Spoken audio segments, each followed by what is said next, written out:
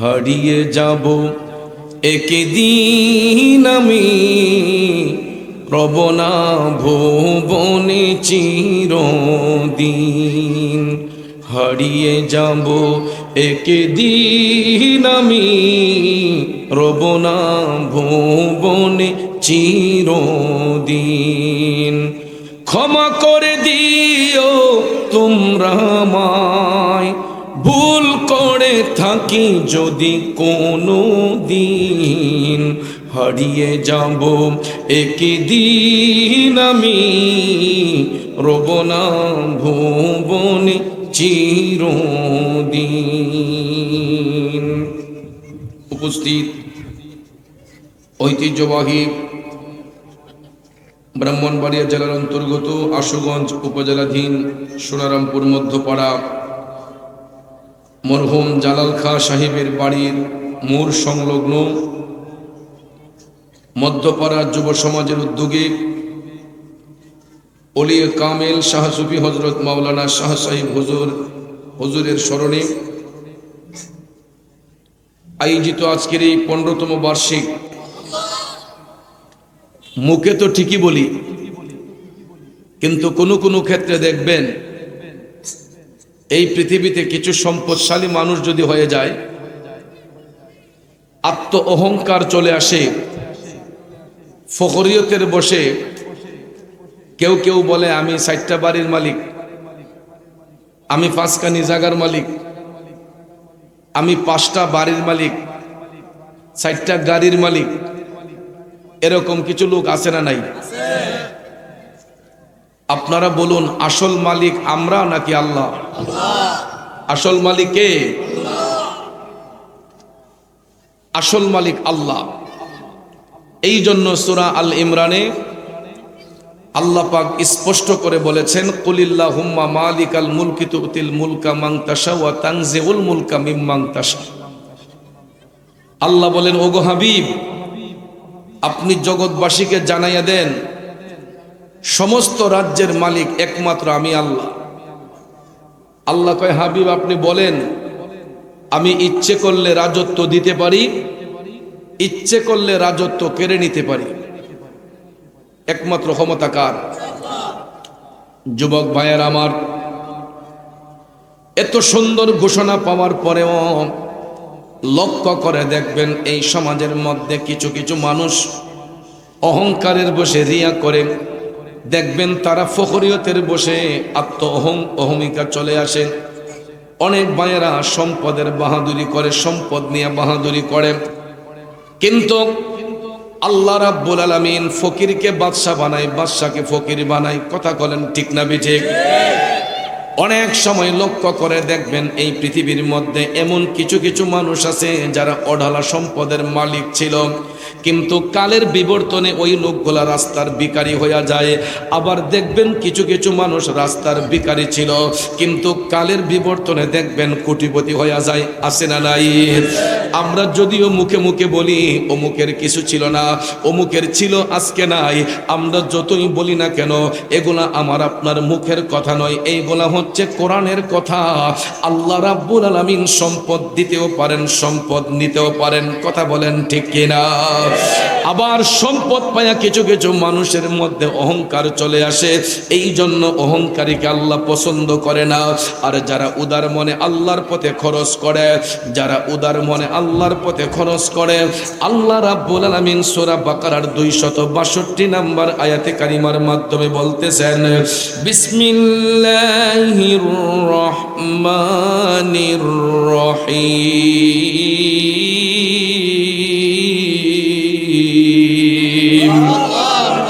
আল্লাযীনা ইউনফিকুনা আমওয়ালাহুম ফি সাবিলিল্লাহি সুম্মা লা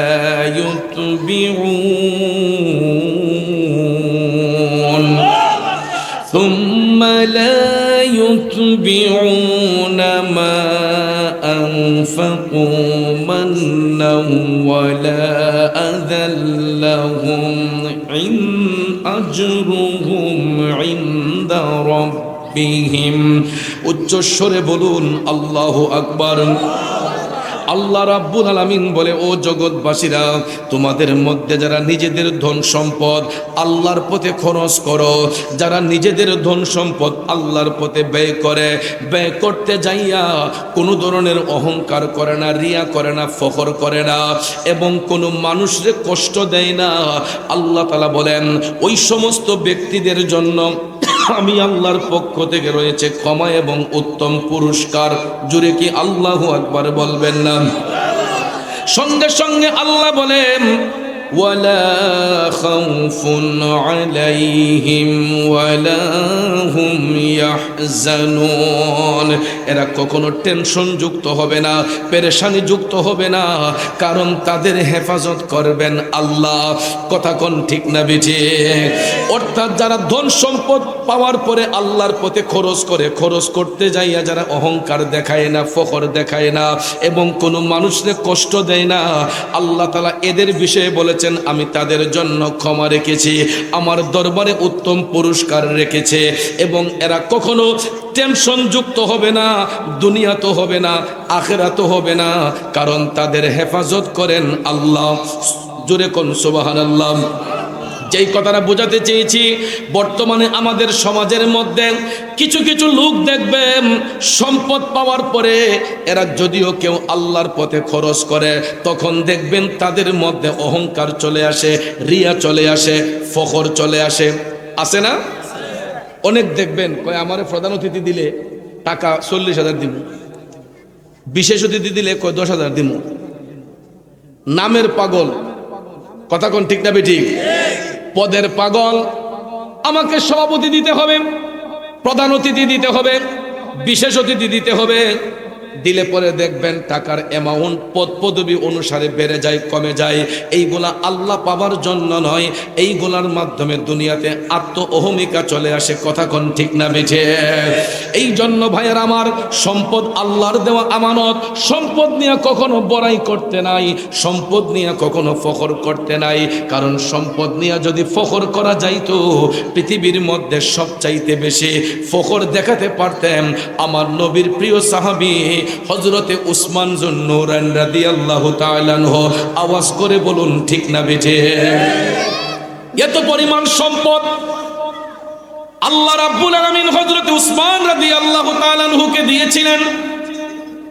তিনি যদি ইচ্ছে করতেন অর্ধেকটা মদিনা শরীফ কিনে ফেলতে পারতেন কিনা? এত পরিমাণ সম্পদ আল্লাহ হযরতে উসমান রাদিয়াল্লাহু তাআলা আনহুকে দিয়েছিলেন। তিনি ইচ্ছে করলে অর্ধেকটা মদিনা শরীফ কিনে ফেলতে পারতেন, কিন্তু এত সম্পদ থাকার পরেও হযরতে উসমান রাদিয়াল্লাহু তাআলা আনহু আমার নবীর কদম মোবারকে পড়ে থাকতেন। জোরে জোরে কন্যা সুবহানাল্লাহ। কারণ সাহাবায়ে কেরাম বলতেন, নবী ছাড়া নাই সাহারা, জাহানো দুনিয়া ওয়ালা, নবী মোদের নয়ন মনি, নবী গোলার মালা, নবী ছাড়া নাই সাহারা। কথা বলেন ঠিক কিনা? বন্ধুরা আমার, বাবাজিরা আমার, হযরতে উসমান রাদিয়াল্লাহু তাআলা আনহু এত সম্পদশালী হওয়ার পরেও বিন্দু মাত্র অহংকার রিয়া তার মধ্যে ছিল না।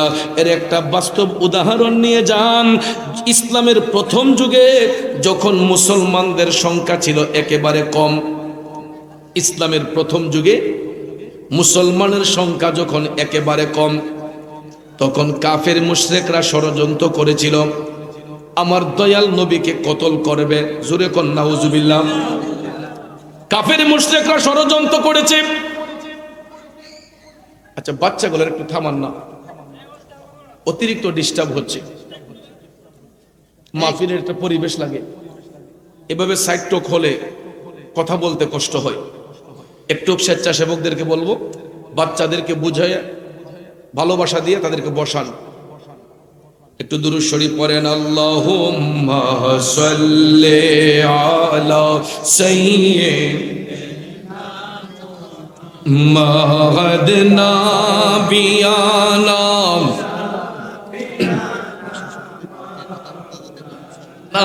মুহাম্মদ নাবিয়ানা মাওলানা মুহাম্মদ নাবিয়ানা মাওলানা। আমার বাবাজিরা, বন্ধুরা, ইসলামের প্রথম যুগে মুসলমানদের সংখ্যা একেবারে কম। কাফের মুশরিকরা নানান ষড়যন্ত্র করতেছে, মুসলমানদেরকে নিধন করবে। সব বিধর্মীরা এক হয়ে গেল মুসলমানদেরকে নিধন করার জন্য। এক পর্যায়ে এরা ভাবতেছে আমার দয়াল নবী, মায়ার নবীকে কতল করবে।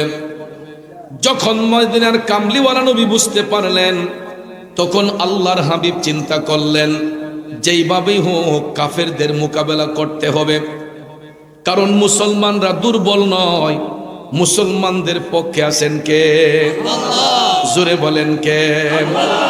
মদিনার কামলিওয়ালা নবী সাহাবাই কেরামকে আহ্বান করলেন, আমার উম্মতের সংখ্যা কম হলেও আমাদের সাথে আল্লাহ আছেন। দয়াল নবী সমস্ত সাহাবাই কেরামকে ডাক দিয়া বললেন, সাহাবারা রে, ও আমার সাহাবারা, আজকের এই দিনে তোমরা যে যত বেশি আল্লাহর পথে খরচ করবা, হাসরের ময়দানে আল্লাহ তাআলা তোমাদেরকে দ্বিগুণ পুরস্কার প্রদান করবে। যখন রাসূল এই ঘোষণা দিলেন, তখন আরব দেশের মধ্যে ছিল গ্রীষ্মকাল। গ্রীষ্মকালে আরব দেশে একটা অর্থনৈতিক ক্রাইসিস থাকতো। এটা শুধু আরব দেশে নয়, সব দেশেই, পৃথিবীর যেই কোনো দেশেই দেখবেন আমাদের মধ্যেও অনেক সময় অর্থনৈতিক ক্রাইসিস পড়ে না? যখন জমিনে ধান থাকে, ফসল থাকে, অনেক সময় দেখবেন কৃষকদের হাত খালি হয়ে যায়। তখন আমরা একজন আরেকজনের কাছ থেকে ধার করে চলাফেরা করি যে ভাই আমি ধান কেটেই আপনার পাওনাটা দিয়ে দেব। এরকম পরিস্থিতি হয় না? অনেক সময় দেখবেন ব্যবসার একটা সৃজন থাকে, যখন ফসল জমিনের মধ্যে থাকে অনেক সময় হাত শূন্য হয়ে যায়, এবিলিটি থাকে না, খরচের হাত তখন শর্ট হয়ে যায়।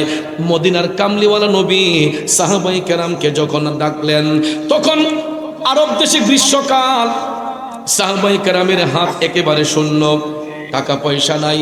তখন তারা তো অর্থনৈতিক ক্রাইসিস যতই থাকুক না কেন, দয়াল নবী যখন ডাক দিয়েছেন, সাহাবায়ে কেরাম নবীর জন্য জীবন দিতে প্রস্তুত।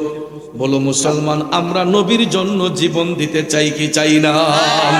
এই জন্য অদম গুনাহগার লিখেছিলাম, জীবন করব দান গেয়ে নবীর গুণগান, আমার জীবন করব দান গেয়ে নবীর গুণগান। নবী ছাড়া ত্রিভুবনে নাই কোনো সম্মান, আমার জীবন করব দান গেয়ে নবীর গুণগান। খারাপ লাগতেছে ভাইয়েরা, নবী আমার জানের জান, নবী আমার প্রাণ, নবীর কাছে পাবো মোরা খোদাই সন্ধান। যদি ঠিক রাখো ঈমান পাবে জান্নাতের বাগান, আমার জীবন করব দান গেয়ে নবীর গুণগান। ঠিক কিনা বলুন?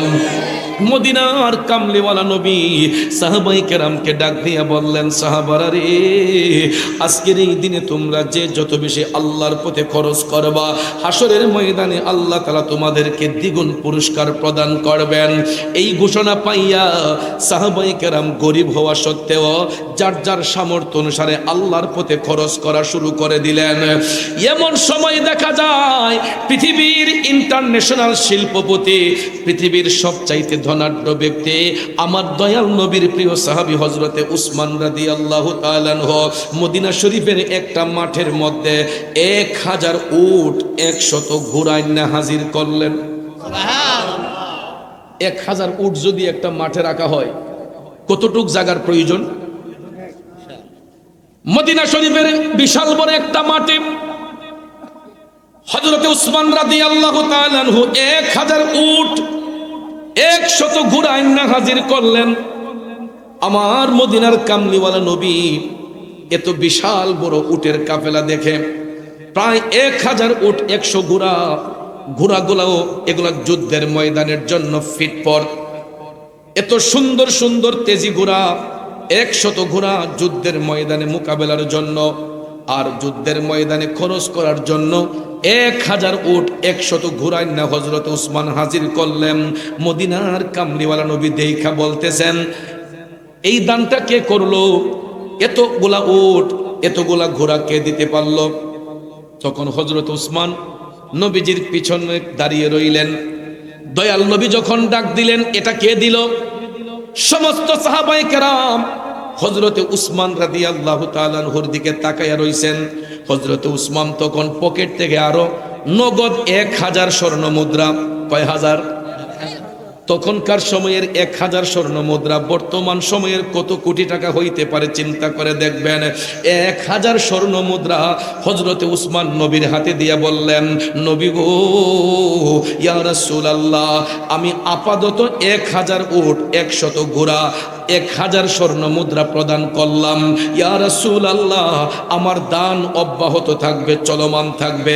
আমি আপাতত এইগুলা আল্লাহর হস্তে দান করলাম। দয়াল নবী ডাক দিয়া কই, উসমান, ও আমার উসমান, তুমি তো জ্ঞানী হয়ে গেছো। বন্ধুরা আমার, দয়াল নবী হযরত উসমানকে এই তখন জ্ঞানী উপাধি দিয়েছিলেন। এই দানটা যখন করেছিলেন, তখন ইসলামের পক্ষে যেই যুদ্ধটা হয়েছিল, এই যুদ্ধের নাম হচ্ছে মুতার যুদ্ধ। কিসের যুদ্ধ? মুতার যুদ্ধ। মুতার যুদ্ধে হযরত উসমানকে জ্ঞানী উপাধি দেওয়া হয়েছিল। জ্ঞানী শব্দের অর্থ হচ্ছে ধনবান ব্যক্তি। কি ব্যক্তি? সম্পদশালী ব্যক্তি, ধনবান ব্যক্তি। তো আমাদেরকে যদি এরকম উপাধি দেওয়া হতো, আমাদের আত্ম অহংকার বাড়তো না কমতো? কিন্তু হযরত উসমান, যখন রাসূল বললেন, উসমান তুমি তো জ্ঞানী হয়ে গেছো, তখন তিনি টপ টপ করে চোখের পানি ছেড়ে কান্না শুরু করে দিলেন। কারণ মুহাম্মদ মুস্তাফা নবী সাল্লাল্লাহু আলা, তিনি বাদশাহ কামলিওয়ালা, তিনি বাদশাহ মদিনাওয়ালা। ঠিক না বিজি? মুহাম্মদ মুস্তাফা নবী সাল্লাল্লাহু আলা, তিনি বাদশাহ মদিনাওয়ালা। হযরতে উসমান টপ টপ করে চোখের পানি ছেড়ে কান্না শুরু করে দিলেন যে দয়াল নবী, তিনি দুজাহানের সর্দার, দুজাহানের বাদশা। ওই নবী আমি উসমানকে ধনী উপাধি দিয়েছেন, জ্ঞানী উপাধি দিয়েছেন। কি করতে পারি? সঙ্গে সঙ্গে হযরত উসমান একটা দান তহবিল গঠন করলেন। একটা দান তহবিল গঠন করে 24 আওয়ার্স এটাকে ওপেন করে দিলেন। বলে দিলেন, এখান থেকে 24 ঘন্টা এই তহবিলটা খোলা থাকবে। যখন যেই মানুষটা আসে, তাকে যেন এখান থেকে দান করা হয়, সহযোগিতা করা হয়। জোরে কি সুবহানাল্লাহ বলবেন না? সঙ্গে সঙ্গে হযরত উসমান একটা দান তহবিল গঠন করে তিনি বললেন, এটা 24 আওয়ার্স ওপেন থাকবে, খোলা থাকবে।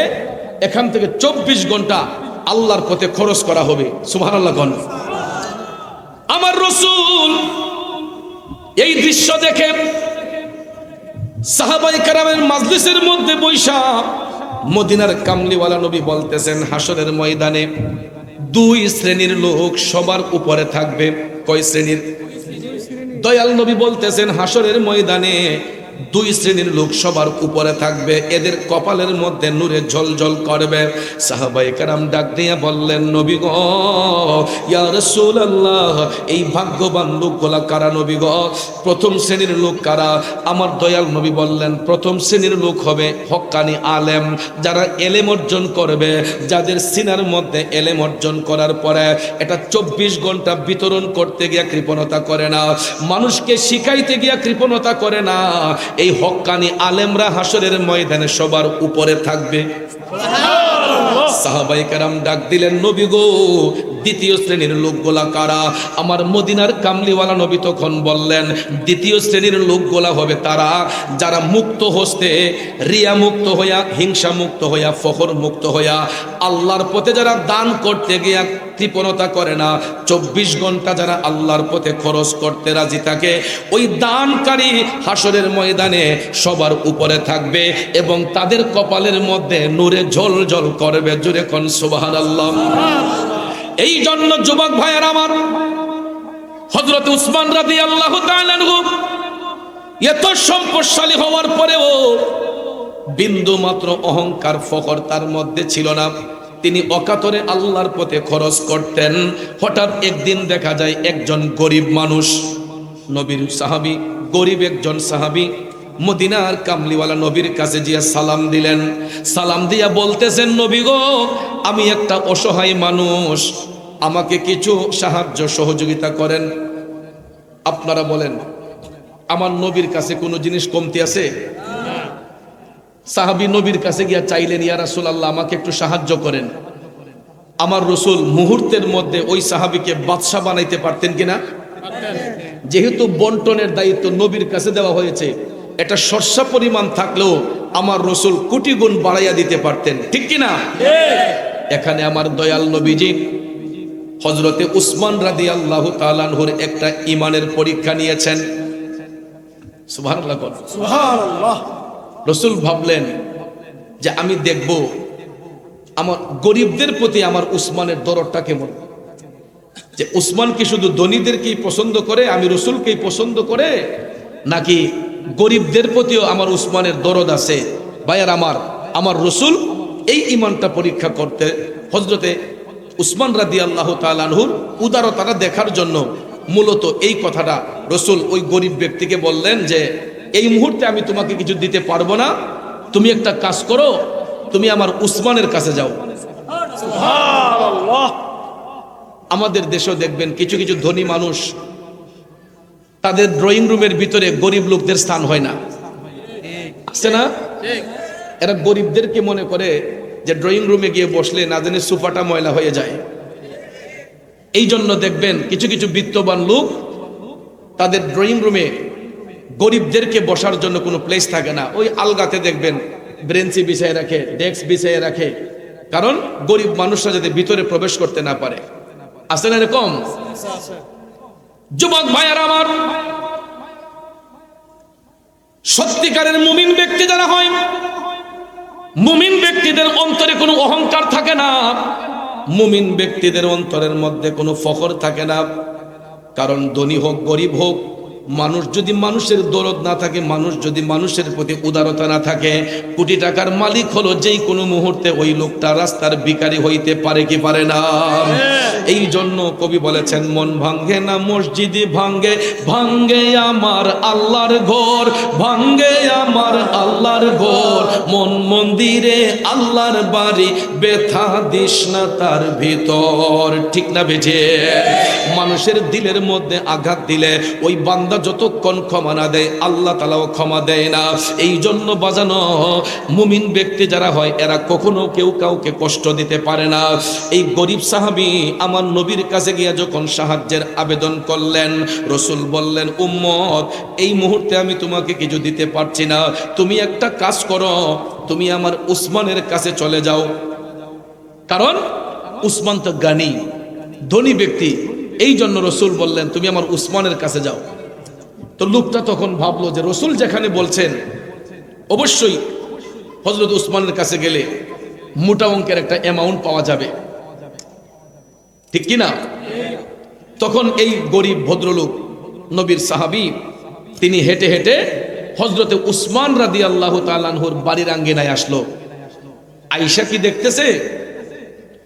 ময়লাযুক্ত খেজুরগুলা, বালি মাখা খেজুরগুলা হযরতে উসমান পানি দিয়ে ধুয়ে ধুয়ে একটা বালতির মধ্যে জমাইতেছে।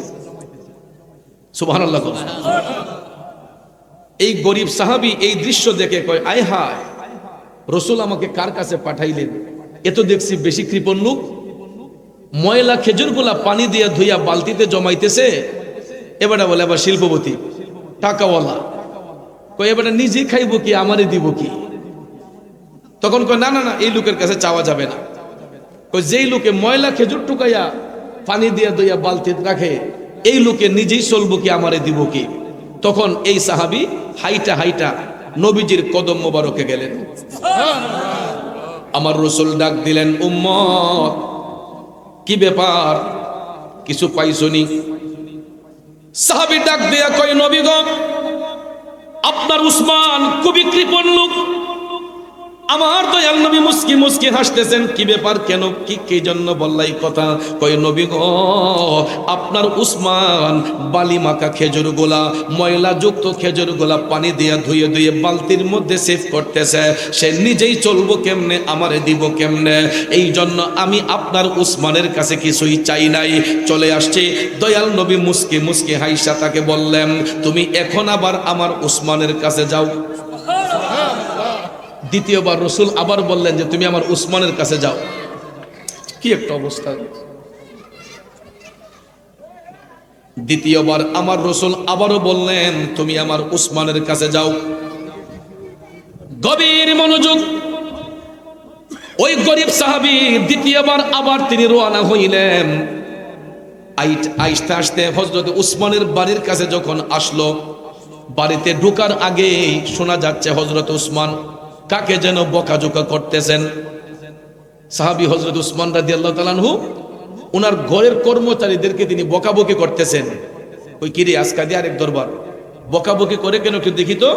তখন সে ভিতরে ঢুইকা দেখে হযরত উসমান ঘরের কর্মচারীদেরকে ধমক দিতেছেন। এরা কুপির শৈলটা বাড়াই দিছে। কিসে বাড়াই দিছে? কুপির শৈলটা বাড়াই দিছে।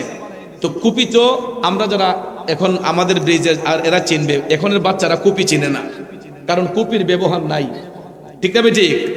আগে তো সন্ধ্যার আগে কেরোসিন আইনা ঘরে রিজার্ভ রাখতে হতো বাতি জ্বালাবার জন্য। অনেকে হারিকেন, অনেকে ল্যাম্প, এগুলা জ্বালাইতে। এখন এগুলার ব্যবহার চলে গেছে, এখন যুগের বাচ্চারা চিনে না। তো কুপির শৈলটা বাড়াইয়ে দিলে তেল একটু বেশি খরচ হয়। কথা কোন ঠিক না? হযরত উসমান কর্মচারীদেরকে ধমক দিচ্ছেন, কেন এরা কুপির শৈলটা বাড়াইয়া দিল, এই জন্য তিনি ধমকাচ্ছেন। এই গরিব লোকটা কয়, আহারে এত বড় শিল্পপতি, একটু তেল জ্বালাইছে দিকা কর্মচারীরা ফদাইয়া দুমা তুলতেছে, এবারটা বলে শিল্পপতি। কিন্তু ভাইয়ার আমার, এটার দ্বারা শিক্ষা হলো আমার কোটি টাকার সম্পদ থাকতে পারে, তাই বলে আমি কি এটা অপচয় করতে পারি? প্রয়োজন ব্যতি রেখে সম্পদ কখনো অপব্যয় করা যাবে না, অপচয় করা যাবে না। কারণ সম্পদ এটা আল্লাহর দেওয়া একটা আমানত। কথা কোন ঠিক কিনা? এটাকে পবিত্র কাজে ব্যয় করতে হবে, মুক্ত হস্তে ভালো কাজে ব্যয় করতে হবে। অপ্রয়োজনীয় ভাবে এটাকে অপব্যয় করা যাবে না। এই জন্য বন্ধুরা আমার, বাবাজিরা, হযরত উসমান এরা অপচয় করার কারণে তাদেরকে বলতেছেন, কেন তোমরা এটা বাড়াইয়া দিলা, কমাইয়া দাও। এই গরিব লোকটা কয়, এই লোকটা এত কৃপণ, সামান্য একটু তেল খরচ করার কারণে তার কর্মচারীদেরকে এত ধমকাচ্ছে। কয় না, এবার মাথা গরম, কিছু সাউন্ড যেত না। তখন দ্বিতীয়বার আবার চলে গেছে নবীজির কদমে। নবীজির কদম মুবারকে যাওয়ার পরে রাসূল বললেন, কি ব্যাপার, আজকেও দেখা যাচ্ছে তুমি আসছো? কই, ইয়া রাসূলুল্লাহ, আপনার উসমান খুব কৃপণ লোক, সে তার কর্মচারীরা একটু সামান্য তেল খরচ করার কারণে এদেরকে এমন ধমক দিছে, ইয়া রাসূলুল্লাহ, আমি সাহস করি নাই তার কাছে কিছু চাওয়ার জন্য, আমি ডরাইয়া তার বাড়ি থেকে আই পড়ছি। আমার রাসূল মুস্কি মুস্কি হাসতেছেন। সুবহানাল্লাহ কোন। দয়াল নবী মুস্কি মুস্কি হেসে তৃতীয় দিন ওই লোকটাকে আবার বললেন, উম্মত তুমি এখন আবার আমার উসমানের কাছে চলে যাও। তখন তৃতীয়বার ওই লোকটা নবীজির কথা তার অমান্য করতে পারে না। দুই দিন গে অবস্থা দেখছি, আজকে দান আবার কিতা দেখি গিয়া। তৃতীয় দিন আবার নবীজির কথা শুই না এই লোকটা আবার আসলো উসমান রাদিয়াল্লাহু তাআলা আনহুর বাড়িতে। ওই দিন আইসা দেখতেছে হযরত উসমান রুদের মধ্যে তুলা শুকাইতে দিয়েছেন। তুলা তো জাল দিয়ে যে তুলারে জাইপা রাখছেন, জালের ছিদ্র দিয়া তুলাগুলা উঠতেছে, হযরত উসমান ইডিরে লাফায় লাফায় জমাইতেছেন। এই দৃশ্য দেখা কয়, সাইরা লিসিরি, এত বখিল মানুষ, ফাতলা একটা তুলা আসমান দিয়ে উঠতেছে, এবারে এই ফাতলা তুলাটিরও জমাইতেছে, এত কৃপণ মানুষ। এবারে নিজেই চলবো কি, আমারে দিব কি? তখন ওই তৃতীয় দিনও এই সাহাবী উসমান রাদিয়াল্লাহু তাআলা আনহুর কাছে কিছু না চাইয়া আবার চলে গেছে নবীজির কদম মোবারক। একে একে 3 দিন আসলো, 3বারই ফিরে গেল নবীজির কদমে। রসুল ডাক দিলেন, কি ব্যাপার? সাহাবী ডাক দিয়া কয়, নবী গো, আপনার উসমানের কাছে কিছুই নাই। আমি আজকেও গিয়ে দেখি পাতলা একটা তুলা রোদের মধ্যে শুকাইতে দিছে, তুলাগুলা বাতাসে উঠতেছে, আপনার উসমান সেই তুলাগুলা জমাইতেছে। সে নিজেই চলবো কি, আমারে দিব কি? ইয়া রাসূলুল্লাহ, আমি আপনার উসমানের কাছে এই জন্য কিছু চাই নাই। তখন দয়াল নবী ডাক দিলেন, উম্মত, তুমি যে 3 দিন আমার উসমানের কাছে গেলাম, 3 দিনের ভিতরে একবারও কি আমার উসমানের সাথে সালাম বিনিময় করছো? তখন আটকা গেছে, ইয়া রাসূলুল্লাহ, আমি তো সালাম দেই নাই, কথাই বলি নাই। তখন আমার রসুল বললেন, তাহলে তো তুমি মহা অন্যায় করছো। মুসলমান পরস্পর সাক্ষাৎ হলেই তো আগে সালাম বিনিময় করতে হয়, ঠিক না ঠিক? হোক সে চেনা অচেনা, হোক সে চেনা অচেনা, মুসলমানদের রীতি হলো পরস্পর মুসলমান যখন সাক্ষাৎ হবে, আপনার অচেনা হলেও আপনি মুসলিম হিসেবে তাকে সালাম দিতে হবে। কথা কোন ঠিক কিনা? কিন্তু ভাইয়েরা আমার, বন্ধুরা আমার, বর্তমানে দেখা যায় হিংসার বশীভূতে আমরা এমন ভাবে পাষাণ হয়ে গেলাম, আমার এক ভাই আমার পাশ দিয়ে হেঁটে যায়, তারপর আমরা তাকে সম্মান দিতে জানি না, সালাম দিতে জানি না। আছেন এরকম? আমাদের মধ্যে হিংসা বিদ্বেষ এতই বেড়ে গেল, দেখা যায় আমরা মনে করি যে অমুকের সালাম দিলে না জানি আমার সম্মানটা কমে যায়, অমুকের সম্মান দিলে না জানি আমার সম্মানটা কমে যায়। এই জন্য দেখবেন এক ভাই আরেক ভাইয়ের পাশ দিয়ে হেঁটে যায়, এরপর একটু সালাম বিনিময় করতে চায় না। আছেন এরকম? আমার রসুল তাকে বললেন, উম্মত, তুমি যে 3 বার গেলা, একবারও কি আমার উসমানের সঙ্গে সালাম বিনিময় হয়েছে? তখন লোকটা কয়, ইয়া রাসূলুল্লাহ, আমি তো সালাম বিনিময় করি নাই। রসুল বললেন, তুমি মহা অন্যায় করেছো। তুমি তো সালাম বিনিময় করবা, আর আমার উসমানের সঙ্গে কথা না বললে তুমি তার সম্পর্কে জানবা কি? 4র্থ দিন রসুল বললেন, এখন তুমি যাও, যাই আমার উসমানকে সালাম দেও, উসমানের সঙ্গে সালাম বিনিময় করবা, তারপরে বলবা আমি রসুল তোমাকে পাঠিয়েছি, জাস্ট এই মেসেজটা তুমি হযরত উসমানকে গিয়া দিবা। তখন 4র্থ দিন ওই গরিব সাহাবী হাইটা হাইটা হাইটা উসমান রাদিয়াল্লাহু তাআলা আনহুর বাড়ির মধ্যে আসলো। আয়েশা যখন তাল্লাশ করতেছে, হযরত উসমান হুজরা শরীফের ভিতর থেকে বের হলেন। বের হওয়ার সঙ্গে সঙ্গেই ওই সাহাবী হযরত উসমানকে সালাম দিলেন, আসসালামু আলাইকুম ওয়া রাহমাতুল্লাহ।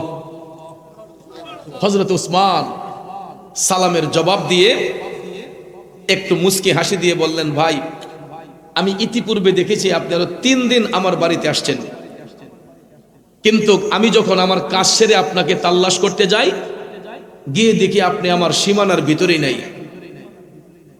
এখন বলুন আপনার কি সেবা করতে পারি? আজকে যদি আপনাকে পাইলাম, আমি কি সেবা করতে পারি?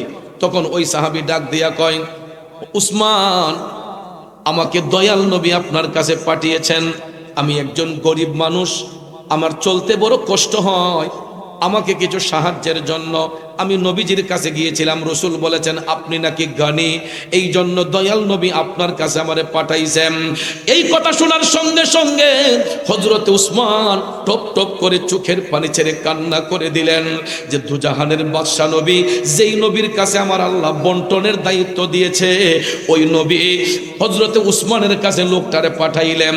হযরত উসমান চিন্তা করলেন, তারে আমি কি দিয়া খুশি করতে পারি? দয়াল নবীর পক্ষ থেকে আসলো, আমি তারে কি দিয়া খুশি করব, কি দিয়া খুশি করব? ভাবতে ভাবতে ভাবতে হঠাৎ করে হযরত উসমান দেখতেছেন অনেক দূরে একটা সরু রেখার মতো দেখা যায়, একটা কাফেলা যেন আসতেছে। অনেকক্ষণ তিনি তাকাইয়া দেখতেছেন, বিশাল বড় একটা উটের কাফেলা। দৃষ্টিপাত করে হযরত উসমান দেখলেন যে সবগুলা উট ওনার নিজের উট, এইগুলা বাণিজ্য করতে গিয়েছিল সিরিয়ার মধ্যে। তো এরকম বাণিজ্য শেষ করে পিঠের মধ্যে মালামাল নিয়ে উটগুলা আসতেছে। তখন হযরত উসমান ওই ভদ্রলোককে বললেন যে, ভাই দেখেন তো, ওই যে একটা সরু রেখা দেখা যায়, আপনার কি দৃষ্টিগোচর হচ্ছে? তখন ওই সাহাবী তাকাইয়া বলতেছে, হুজুর, এটা তো অনেক বড় একটা উটের কাফেলা। হযরত উসমান বলতেছে, আপনি শিওর? কয়, হ্যাঁ, এটা দেখা যাচ্ছে, এটা উটের কাফেলা। তখন হযরত উসমান বললেন, ভাই, আপনি এখন চলে যান ওই কাফেলার কাছে। উটের যিনি নেতৃত্ব দিচ্ছেন, কাফেলার যিনি নেতৃত্ব দিচ্ছেন, সেনাপতিরে যাইয়া বলবেন যেই উটটা সবচেয়ে বেশি বড়, এই উটটা যেন আপনাকে প্রদান করা হয়। তখন এই লোকে ভাবছে যে হযরত উসমান মনে তারে বাউতাবাজি দিয়া এখান থেকে বিদায় করতেছে, মনে টিসারা করতেছে। সে বিশ্বাস করে না, কারণ আগের যেই ঘটনাগুলা ঘটছে এইগুলা দেখা সে ভাবতে পারে না যে হযরত উসমানের মনটা এত বিশাল হতে পারে, এটা কল্পনাই করে নাই। লোকটা কয় আমার বিশ্বাস হচ্ছে না। তখন হযরত উসমান একটা কাগজের মধ্যে ওই সেনাপতিকে সালাম দিয়ে বললেন, পর সমাচার, আমি একজন ভদ্রলোকরে আপনার নিকট পাঠাচ্ছি। ওই ভদ্রলোক কাফেলার যেই উটটা পছন্দ করে এই উটটা যেন ওনাকে প্রদান করা হয়। লেখা কাগজটা তার হাতে দিয়ে বললেন, নেন, আপনার যদি বিশ্বাস হয় না এই কাগজটা নেন, এটা নিয়ে সেনাপতির হাতে দিয়েন। তখন কাগজ যখন হাতে পাইছে তখন এই লোকের একটু বিশ্বাস জাগলো যে এটা হইতে পারে, কাগজ যেহেতু আছে একটু যাইয়া দেখি। সুবহানাল্লাহ কোন। কাগজটা হাতে লইয়া গরিব সাহাবী হাইটা হাইটা সেই উটের কাফেলার নিকট গেলেন। উটের কাফেলার কাছে যাইয়া গো এই লিখিত কাগজটা সেনাপতির হাতে দেওয়া হলো। সেনাপতি কাগজটা হাতে পাইয়া যখন দেখতেছে হযরতে উসমান রাদিয়াল্লাহু তাআলা আনহুর হাতের লেখা, তখন সেনাপতি বলতেছে, হুজুর আপনি পছন্দ করেন, কোন উটটা আপনার পছন্দ হয় আপনি দেখেন, এখানে অনেকগুলা উট আছে, শত শত উট। তখন এই ভদ্রলোক গরিব সাহাবী উনি একটা একটা উট দেখতেছেন, দেখার পরে পিছনের কোনো উট তার পছন্দ হয় না। দেখতে দেখতে দেখতে এমন একটা উট পছন্দ হয়েছে যেই উটটা একদম সামনে। সুবহানাল্লাহ কন্যা। যেই উটটা একেবারে সামনে এটা পছন্দ হয়েছে। এখন সেনাপতিরে বলতেছে, কয় আমার উট পছন্দ হয়েছে। কোনটা? ওই যে সামনের যেটা, এটা লাইন থেকে সরান। এই কথা বলতে সেনাপতি লজ্জায় পড়ে গেছে। কয় ভাই, এটা আমার দিতে কোনো আপত্তি নাই, কিন্তু আপনি তো এমনটা পছন্দ করছেন, সামন থেকে যদি ইডারে সরানো হয় তাইলে পিছনের যত উট আছে সবগুলা ইডারে অনুসরণ কইরা ইডার পিছ লইয়ে লিব। সুবহানাল্লাহ কন্যা। যে আরব দেশে উটগুলা যখন চলে, দুম্বা ভেড়া যখন চলে, এটা একটা লাইন বাইদা চলে। এখন পর্যন্ত দেখবেন বিভিন্ন সিরিয়ালের মধ্যে উটের কাফেলা দেখলে দেখবেন এরা ফাল বাইন্দা হাঁটে না, লাইন ধরে হাঁটে, একটার পিছে একটা, একটার পিছে একটা। ঠিক না ঠিক? কারণ সামনেরটা যেদিকে যায় পিছনের গুলা এদিকে যায়। এখন ভদ্রলোক এমন একটা পছন্দ করলেন যেটা একবারে সামনে। এখন ইডা যদি লাইন থেকে সরানো হয় পিছনের গুলা ইডার পিছনে অনুসরণ করে চলে যাবে। সেনাপতি লজ্জায় পড়ে গেছেন। কয় আচ্ছা ঠিক আছে, উসমানের বাড়িতে একটু কাছেই, আসেন আমরা সেখানে যাই, গেলে পরে উনি যদি এটা দিয়ে দেয় আমার তার কোনো আপত্তি নাই। এখন সাহাবী বলতেছে, কেন?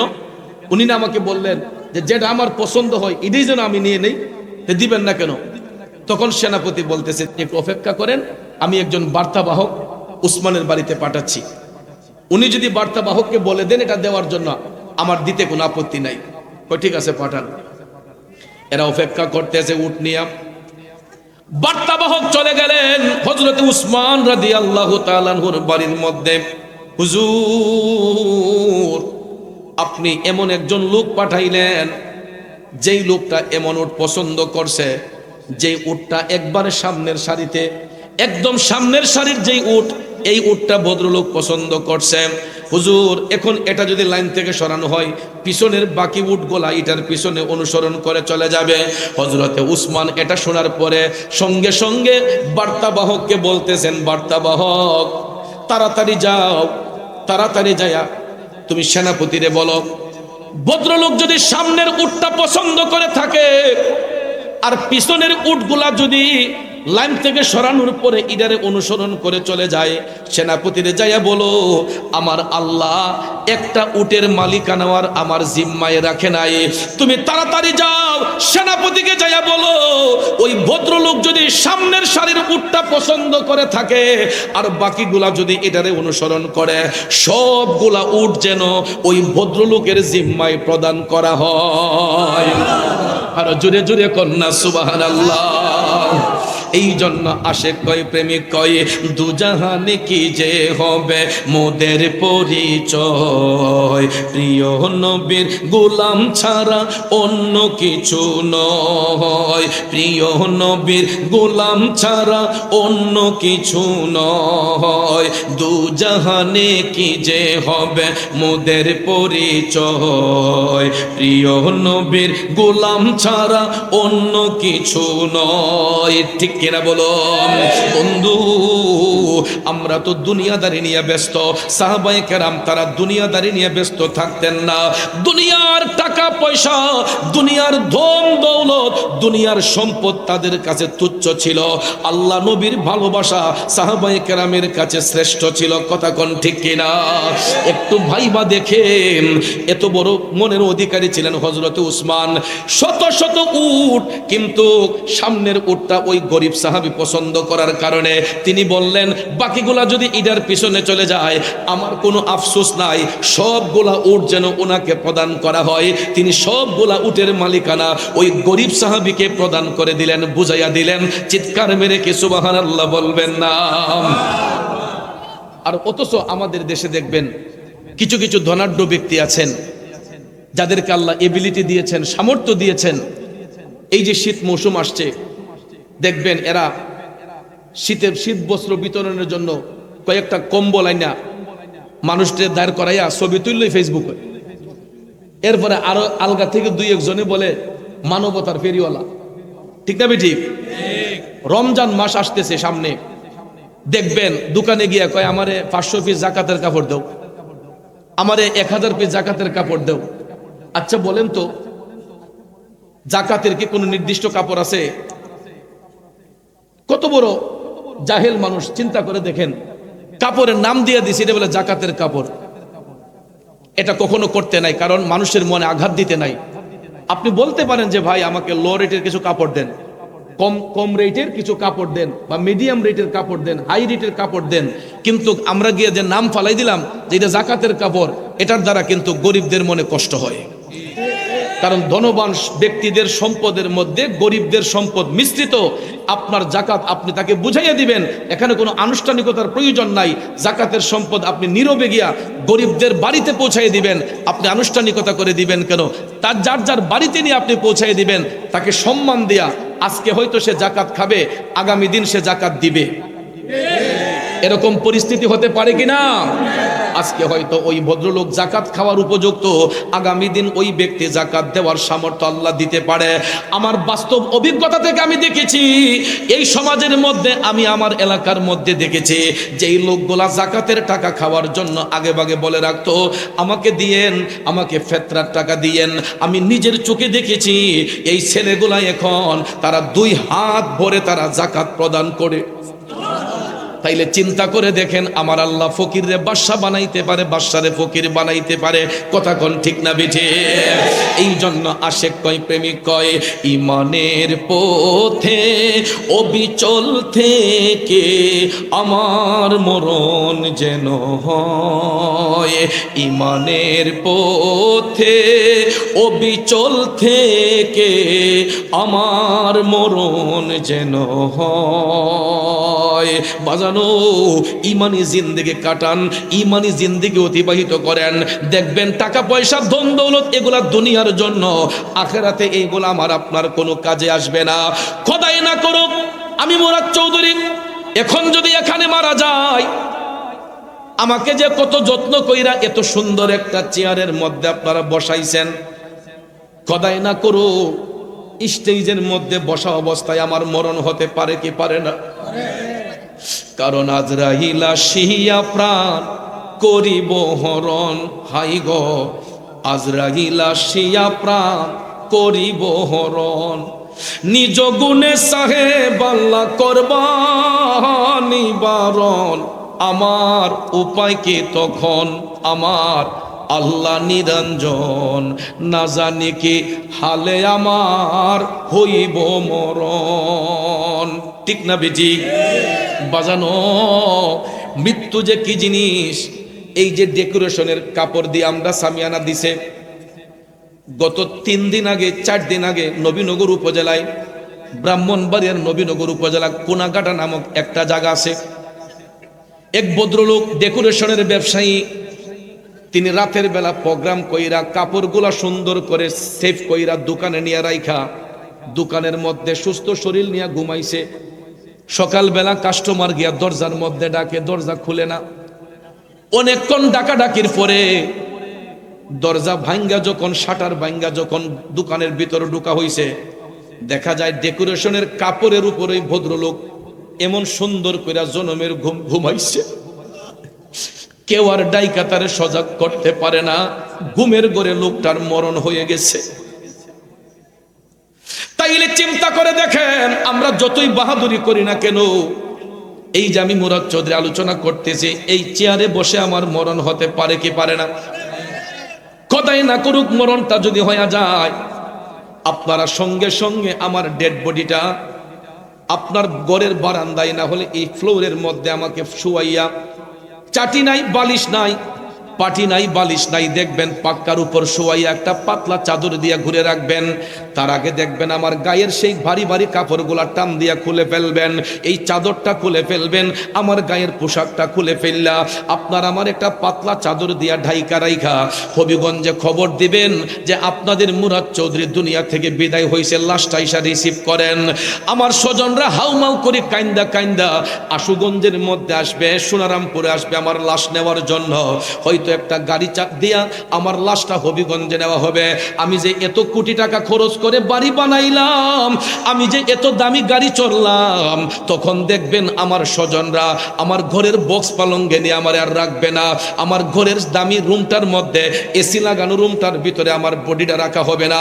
আমার ঘরের, আমার নিজের তৈরি করা ঘর, অথচ আমার ডেড বডিটা আমার ঘরের বারান্দার মধ্যে দেখবেন শোয়াইয়া। স্বজনরা পাগল হইয়া যাবে লাশটাকে দাফন করার জন্য। দোকানের মধ্যে কেউ যাবে কাফনের কাপড় কিনতে, কেউ চলে যাবে গুরুস্থানে কবর খুঁড়তে। স্বজনরা আইসা কান্নাকাটি করবে, যতই কান্নাকাটি করুক না কেন, বড়ই পাতার গরম জল দিয়ে আমারে গোসল দিয়া, এই সাদা মার্কিন কাপড় দিয়ে আমারে পেঁচাইয়া গুরুস্থানের মধ্যে নিয়ে যখন শোয়া দিব বিসমিল্লাহি ওয়া আলা মিল্লাতি রাসূলিল্লাহ বলে, এরপরে দেখবেন বাঁশের চড়ার দিয়া কবরের গ্যাপটা পূরণ করা হয়। ঘুর অন্ধকার করার জন্য ওই কবরের উপর আবার বাঁশের উপর চাটি দেওয়া হয়। এরপরে দুই পাশের মাটি টাইন্না টাইন্না আনা হয়। কই, আমি যে ব্যাংকের মধ্যে লক্ষ লক্ষ টাকা রাখলাম, আমি যে এত দামি দামি ব্যবসা বাণিজ্য করলাম, আমি যে এত কোটি টাকার মালিক ছিলাম, আমার সন্তানগুলা তো একটা টাকা আমার কবরের ভিতরে দিয়ে আসে নাই, আমার সম্পদগুলা তো আমার কবরে দিয়ে আসে নাই। বরঞ্চ আমাকে দাফন করে ঘরে আসার পরে দেখা যাবে আমার ছোট ছেলে বলবে ব্যাংকের টাকাগুলো আব্বা কইছে আমি নিতাম, আমার মেজো ছেলে বলবে যে শহরের ভিটটা আব্বা বলছে আমি নিতাম, বড় ছেলে বলবে পশ্চিমের চকের জমিনগুলো আব্বা কইছে আমি নিতাম। তখন দেখবেন আমার রেখে যাওয়া অর্জিত সম্পদ নিয়ে আমার সন্তানগুলা টানাটানি করবে। এক পর্যায়ে ভাইয়ে ভাইয়ে দ্বন্দ্ব হবে, ঝগড়া হবে, এক ভাই আরেক ভাইয়ের কেল্লার মধ্যে বাড়ি দিবে। পরে পরে দেখা যায় সম্পদ নিয়ে ভাইয়ে ভাইয়ে কেস মামলা হয়, মার্ডার মোকদ্দমা হয়। কথা বলেন ঠিক না বেঠিক? এই জন্য বন্ধুরা আমার, বাবাজিরা, সাহাবায়ে কেরাম কখনো সম্পদ অর্জন করার জন্য পাগল ছিলেন না। তারা যদিও ব্যবসা বাণিজ্য করতেন, তারা সব সময় দানটাকে উদার মনে দান করতেন, দানের হাত সব সময় তারা প্রসারিত রাখতেন। হযরত উসমান রাদিয়াল্লাহু তাআলা আনহু তিনি কেমন মাপের নবীর প্রেমিক ছিলেন, কেমন মাপের ধনী ছিলেন। আমরা মানবতার ফেরিওয়ালা, একটা দুইটা শীতের কম্বল দেয়া হয়ে যায়, কিন্তু মানবতার ফেরিওয়ালা যদি বলতে হয় হযরত উসমান রাদিয়াল্লাহু তাআলা আনহুকে বলা যায়। মদিনা শরীফ থেকে 5 কিলোমিটার দূরে, এখনো গিয়ে দেখবেন মদিনা শরীফ থেকে 5 কিলোমিটার দূরে একটা পানির কূপ, এটার নাম হচ্ছে বীরে উসমান। নাম কি? বীরে উসমান। মদিনা শরীফ থেকে 5 কিলোমিটার দূরে। এখনো যদি কেউ উমরা করতে যান, মদিনা শরীফ গেলে এটা দেখে আসবেন। এই পানির কূপটার নাম বীরে উসমান। কিন্তু ইসলামের প্রথম যুগে এটা একটা ইহুদির জিম্মায় ছিল। ইহুদির জিম্মায় থাকার কারণে ওই ইহুদি মুসলমানদের কাছে টাকা দিয়ে পানি বিক্রি করত। পানিও তো বিক্রি করতো টাকার পরিমাণে, যে যত পরিমাণ টাকা দিবে এই পরিমাণে পানি দিত।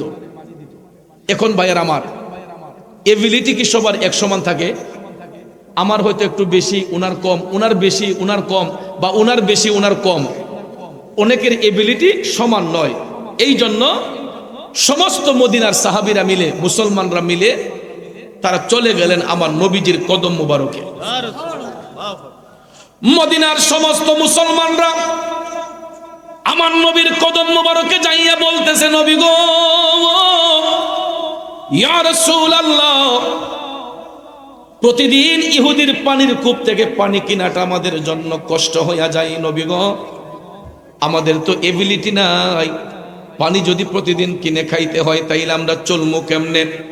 ইয়া রাসূলুল্লাহ, নবী গো, ওই পানির কূপটা যদি ইহুদির কাছ থেকে আমাদের কাছে চলে আসতো, আমাদের জিম্মায় যদি আসতো, তাইলে হয়তো টাকা দিয়ে আমরা পানি কিনতে হইতো না। আপনারা বলেন, উম্মতের কষ্ট আমার নবী সহ্য করতে পারে?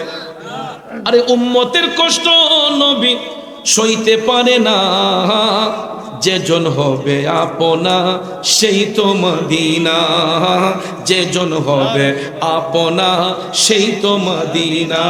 বন্ধু আমার, মদিনার কামলিওয়ালা নবী সাহাবায়ে কেরামের কথা শোনার পরে টপ টপ করে চোখের পানি ছেড়ে দয়াল নবী কান্না করছেন।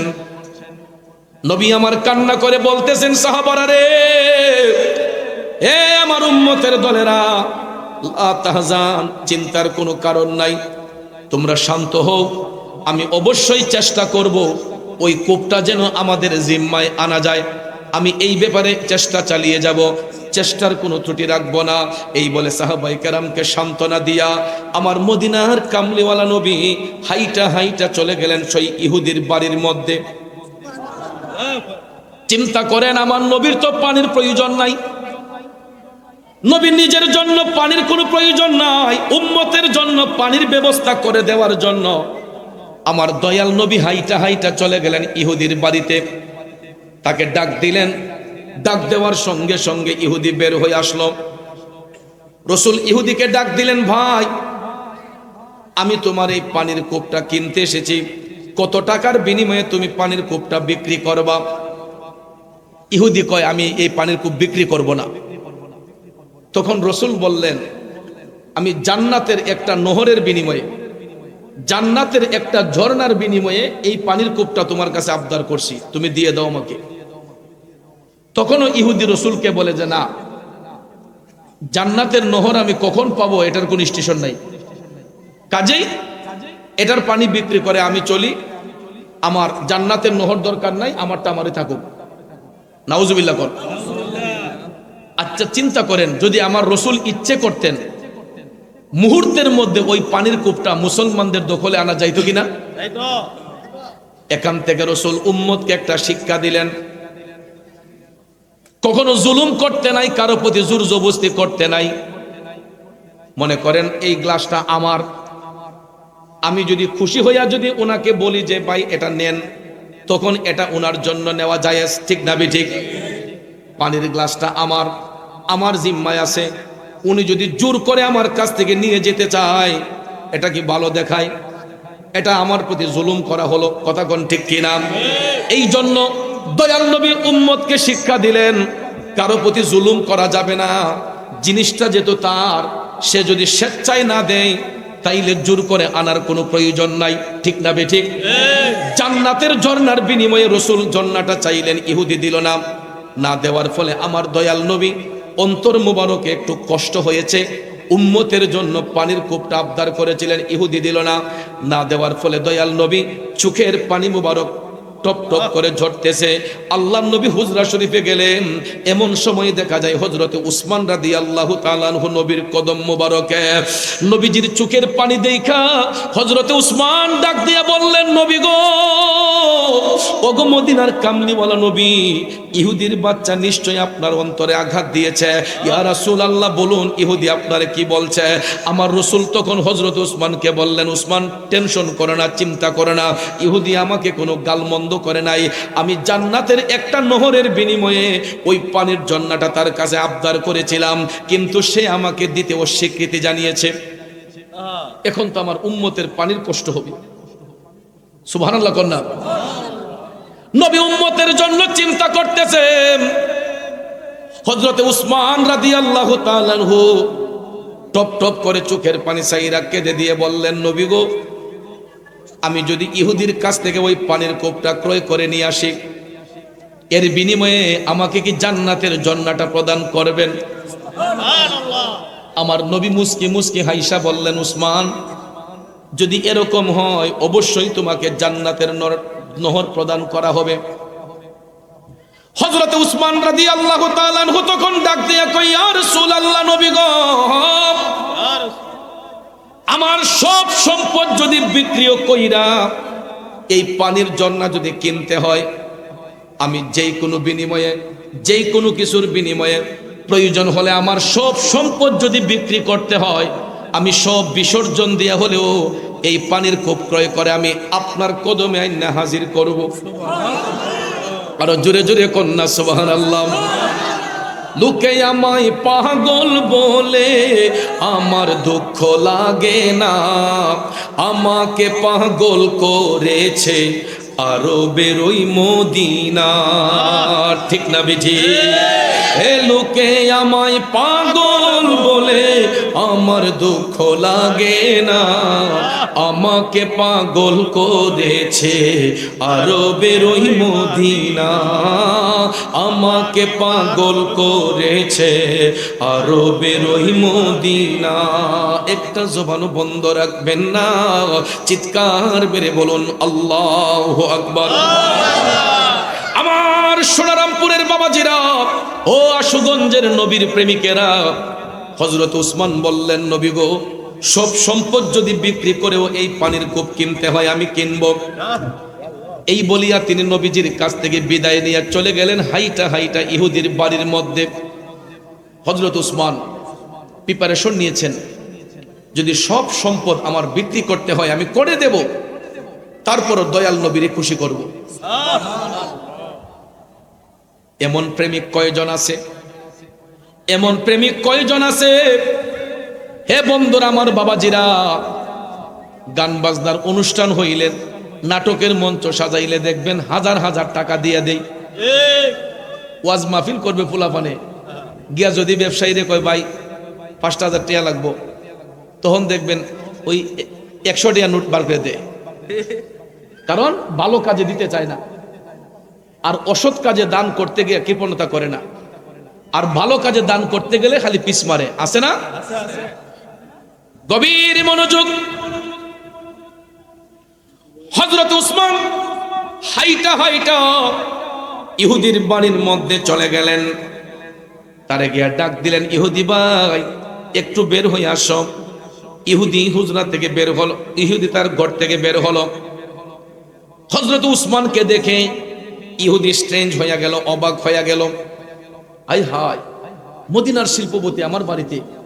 কারণ হযরত উসমানকে তো সবাই চিনে, উনি বড় ব্যবসায়ী, বিজনেসম্যান এবং মদিনার সবচেয়ে বড় ধনী ব্যক্তি। ইহুদি দেখে অবাক হয়ে গেল যে উসমান, আপনি আমার বাড়িতে? হযরত উসমান বললেন যে আমি একটা প্রস্তাব নিয়ে আসছি। তখন ইহুদি বলতেছে, কি প্রস্তাব? হযরত উসমান বললেন যে আমি তোমার পানির কূপটা ক্রয় করতে আসছি, বলো কত টাকার বিনিময়ে তুমি এটা দিবা। তখন ইহুদি ডাক দিয়া কয়, উসমান, একটু আগে তোমার নেতা আসছিলেন, উনি আমাকে জান্নাতের নহরের বিনিময়ে বলছিলেন এটা দেওয়ার জন্য, আমি ওনাকে এটা দেই নাই, তো তোমার নেতারই দিছি না, তোমারে দেই কেমনে? চিন্তা করেন, হযরত উসমান মদিনার শিল্পপতি, উনারও অপমান করলো। দুজাহানের বাদশা নবীজি, নবীজিরও সে ইনসাল্ট করেছে। ঠিক না ঠিক?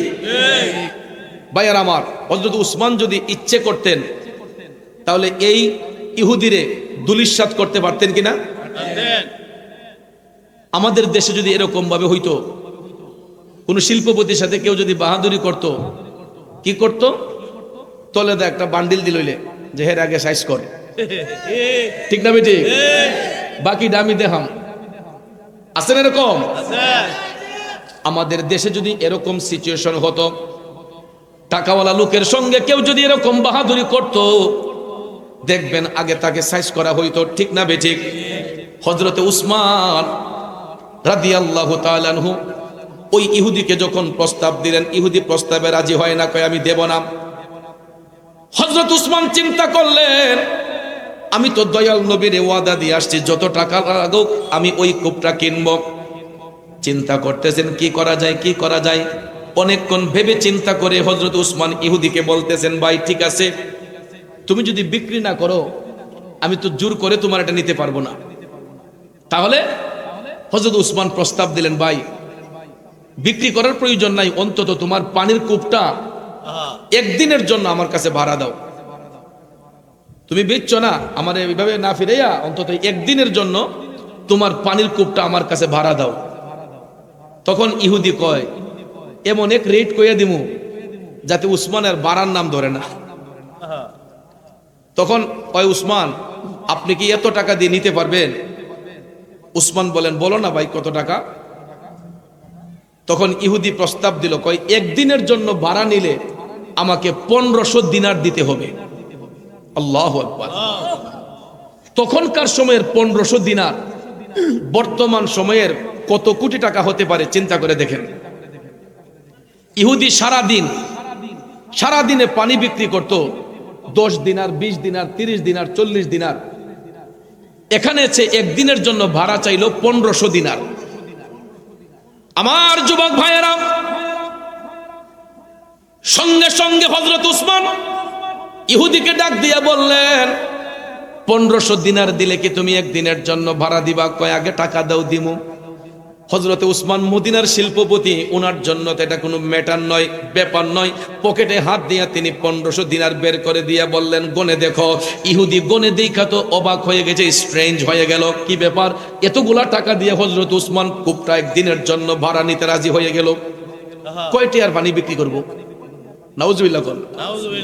ইহুদি মনে করছে হযরত উসমান মনে হয় মুসলমানদের কাছে পানি বিক্রির জন্য একদিন, সে তো ভাবতেছে যে উসমান তার লাভবান হইতো না, আমি সারাদিনে বেশি 30-40 দিনার, আর একদিনে উসমান আর কয়টিয়া বেচবো, 1500 দিনার তো আর উড়াইতে পারতো না, ঠিক না বেজি? ইহুদি মনে মনে খুশি, যাক একদিন যাক, আমি না বেচলাম পানি। এখন দেখা যায় হযরত উসমান 1500 দিনারের বিনিময়ে একদিনের জন্য পানির কূপটা ভাড়া কইরা পানির কূপের কাছে যাইয়া হযরত উসমান মদিনার মুসলমানদেরকে ডাকতেছেন, ও মদিনাবাসী মুসলমান ভাইরা, তোমরা কে কোথায় আসো রে? সবাই আসো, সবাই আসো, আজকের এই দিনে এই পানির কূপটা তোমাদের জন্য উন্মুক্ত। কারো কোনো টাকা দিতে হবে না, বিনা টাকায় তোমরা আজকে এখান থেকে পানি নেওয়া শুরু করো। আচ্ছা, মাগনা পাইলে কেউ সারে?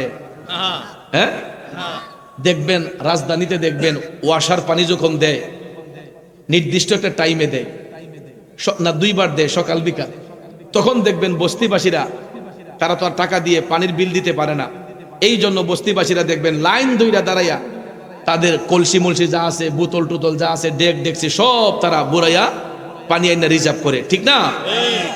কারণ এটা কোনো টাকা পে করতে হয় না।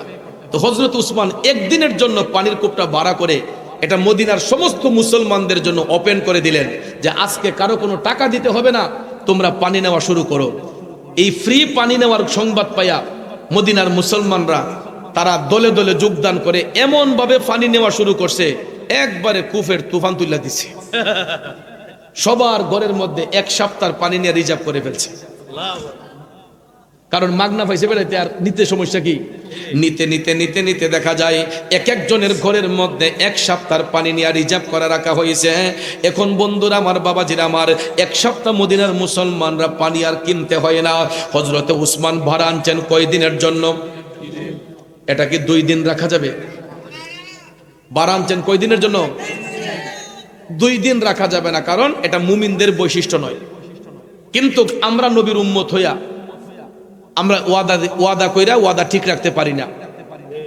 মনে করেন একটা দাও আনলাম, ভাই সাহেবের ঘর থেকে একটা দাও আনলাম কাজ করার জন্য, যে ভাই আপনার দাওটা দেন, আমি কাজ করে আবার দিতেছি বিকালবেলা। সকালে গিয়ে আনছি, বিকালবেলা দিয়ে দেওয়ার কথা, দেখা যায় বিকালও গেছে, পরের দিন বিকাল গেছে, এরপরের দিন বিকাল গেছে, এরপরের দিন বিকালে যখন ভাই সাহেব চাইছে, দেখা যায় দাওয়ের আসার পাল্টাই লিছি। কথা কোন ঠিক না বেটি? দাওয়ার আসার চুটা পাল্টাইলিছে, পাল্টাইয়া দেখা যায় গৃহস্থ যখন চাইছে যে ও আমার দাওটা নিসলা ফেরত দেও, কাও কই জানে রাখছি, পোলা পানে রাখছে, ফাইতাছি না ভাই খুঁজা। আচ্ছা না তোমার একটা কিনা দিলাই মনে, এমন সিচুয়েশন আছে না নাই? এই জন্য ভাইয়ার আমার, আমরা কোনো কাজে সফল হতে পারি না, কারণ আমাদের জবানের মধ্যে এক রাখতে পারি না, দিল এবং জবানটাকে আমরা এক করতে পারি না, আমরা মানুষের সঙ্গে কমিটমেন্ট দিয়ে রাখতে পারি না। এই জন্য আমরা অধঃপতনের দিকে যাচ্ছি, আমরা কোনো কাজে সাকসেসফুল হতে পারি না। কিন্তু ইমানদার যারা হয়, মুমিন ব্যক্তি যারা হয়, এদের কমিটমেন্ট কখনো তারা এটার বাইরে চলে না, সব সময় কমিটমেন্টের ভিতরে চলেন। হযরতে উসমান ভাড়া আনলেন একদিনের জন্য, তিনি 2 দিন ইচ্ছে করলেই তিনি রাখতে পারেন না। পরের দিন হযরত উসমান ইহুদির কাছে যাইয়া বললেন, ভাই আমার তো কমিটমেন্ট শেষ, তোমার কূপ তুমি বুঝে নাও। ইহুদি পানির কূপ বুঝে পাইল, তো মনে মনে ভাবতেছে, কয় উসমান আর কয়টি আবার লাভ করলো, আজকে তো আমি পানি বেশ মই।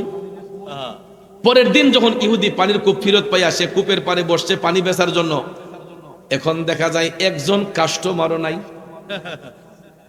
সারাদিন বসে রইল, একজন কাস্টমারও নাই।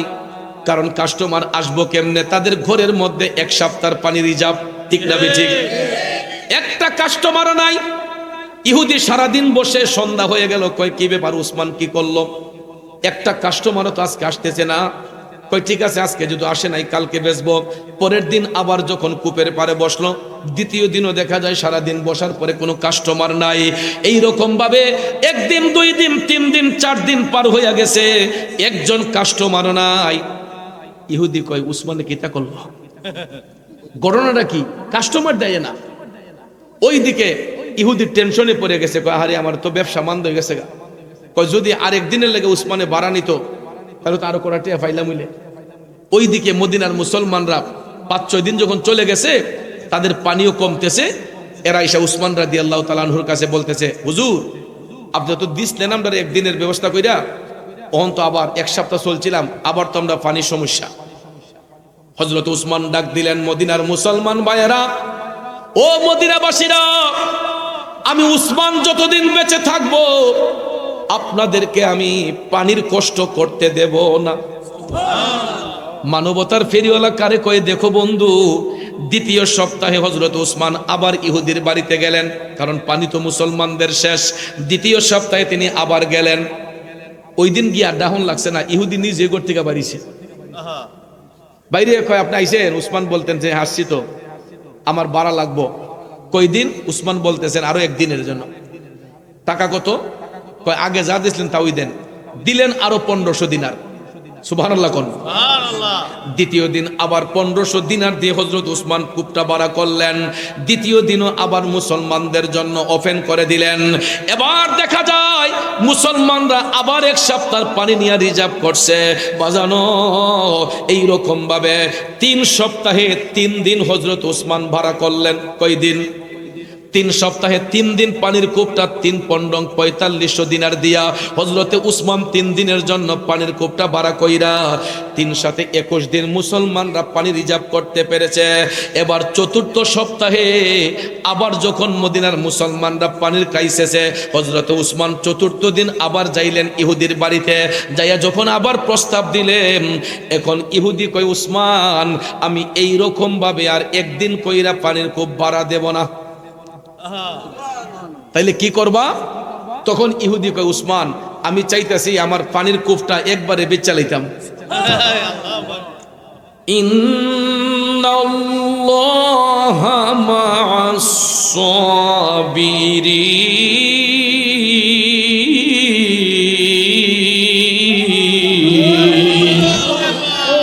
ঘোষণাকার আল্লাহ রাব্বুল আলামিন কই নিশ্চয়ই আমি আল্লাহ সবরকারীর অন্তর্ভুক্ত। এই জন্য বাজান তাড়াহুড়া কইরা কোনো কাজ করা ভালো নয়, উপর জুপুর কইরা কোনো কাজ করা ভালো নয়।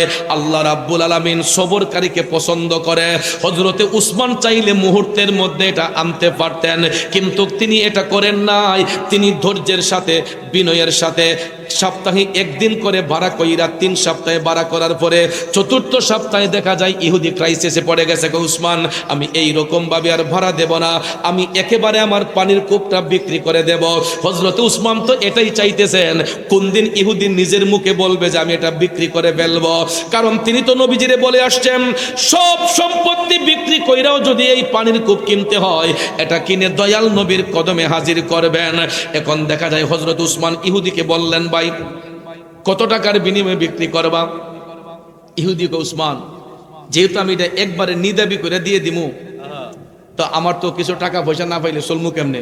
উসমান বললেন, বলো কত টাকা? কয় আমারে এককালীন 15,000 দিনার দিলে, 15,000 দিনার দিলে আমি আমার পানির কূপ বিক্রি করে দেব। সঙ্গে সঙ্গে হযরত উসমান পকেট থেকে একটা কাগজ বের করে দিয়ে বললেন, নেও এখানে লিখিত দাও। 15,000 দিনার নগদ পেমেন্ট কইরা ইহুদির কাছ থেকে লিখিত নিলেন। ইহুদি লিখল যে আজকের পর থেকে এই পানির কূপে আমার কোনো মালিকানা নাই, আমি 15,000 দিনারের বিনিময়ে এই পানির কূপটা হযরতে উসমানকে প্রদান করলাম। এই বলে যখন লিখিত দিল, হযরতে উসমান এই লিখিত কাগজটা নিয়া তিনি হাইটা হাইটা আমার দয়াল নবীর কদম মোবারকে হাজির হয়ে গেলেন। দয়াল নবী আপনার দরবারে আমি গোলাম হাজির হইয়াছি। দয়াল নবী আপনার দরবারে আমি গোলাম হাজির হইয়া। হযরত উসমান আমার রাসূলের কদম মুবারকে হাজির হয়ে সালাম দিলেন, আসসালাতু আসসালামু আলাইকা ইয়া রাসূলুল্লাহ।